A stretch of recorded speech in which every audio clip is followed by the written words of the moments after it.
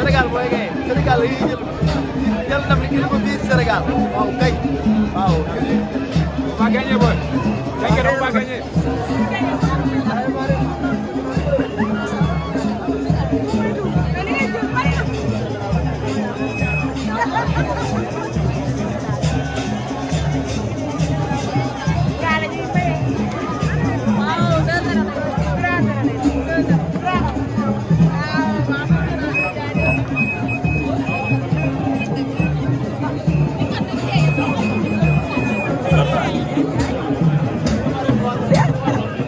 Okay, good.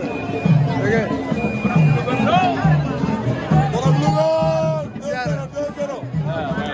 Sadio Mané Ismaïla Sarr. Waaw bu dem dëgg la. Billahi yow. Ma seet si yow.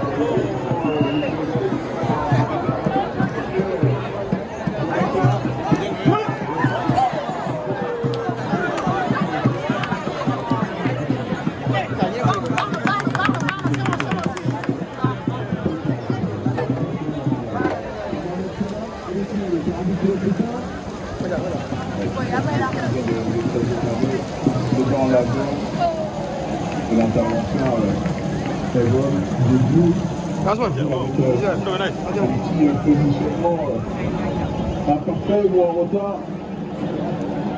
Ça a pris en tenaille par les deux joueurs du Paris Saint-Germain, titulaires dans cette finale, Abdou Diallo et Idrissa Gana Gueye. Il y a une photo, c'est passé pour lui avec Amiral Soulia maintenant. Soulia qui peut donner pour Mohamed Salah, le capitaine des Pharaons. Le centre, non, on revient derrière, toujours avec Salah, qui remet une bonne pression. Hein, et Idrissa Gana Gueye qui vient s'en charger, qui vient se déplacer, mais il est passé. Il est passé dans son face de l'opération avec un crochet. Et la frappe qui a appuyé pour réussir à tromper Mohamed, la première tentative de Mohamed Salah. Il est pas mal cet attaquant. Regardez, c'est super malgré les adversaires qui sont plutôt collés à eux.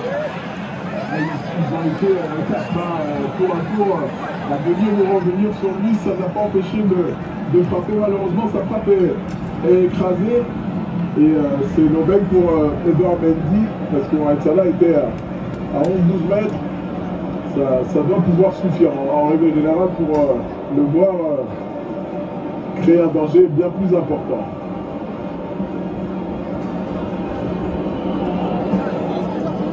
Sadio Mané, derrière lui, c'est lui aussi.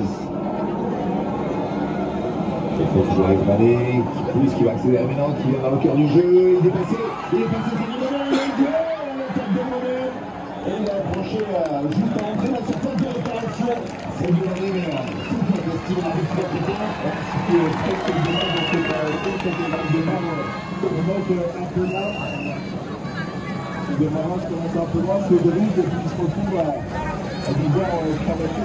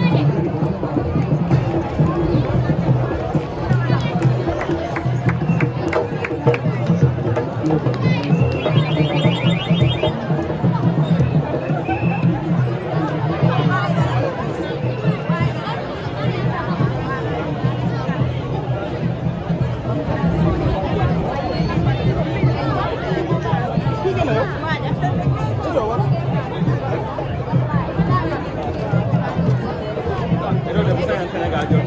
la ma doon sew laa bañ a doon génn ci TFM ko fekk.